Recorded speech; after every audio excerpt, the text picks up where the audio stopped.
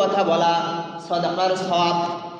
আমার একজন ভাই মনে কষ্ট নিয়ে এক কিনারায় বসে আছে, না জানি কোনো একটা বুকে চাপা কষ্ট নিয়ে বসে আছে।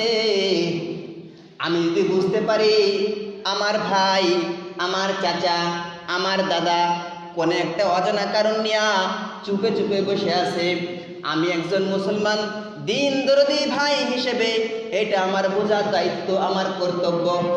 আমি যদি তার হাতটা ধরে বলি, ও ভাই তোমার কি হয়েছে, এই যে তার সাথে একটা সুন্দর কথা বললাম, আমার কথা দিয়ে যদি তার অন্তরের দুঃখ নিবারণ করার মতো কথা যদি আমি বলতে পারি, তার দুঃখটা নিবারণ করে দিতে পারি, আল্লাহ সুবহানাহু ওয়া তাআলা এই তার সাথে একটি সুন্দর কথা বলা, এই সুন্দর কথা বলায় আল্লাহ খুশি হইয়া আমার আমল নামায় সদকার সওয়াব লিখে দিবে।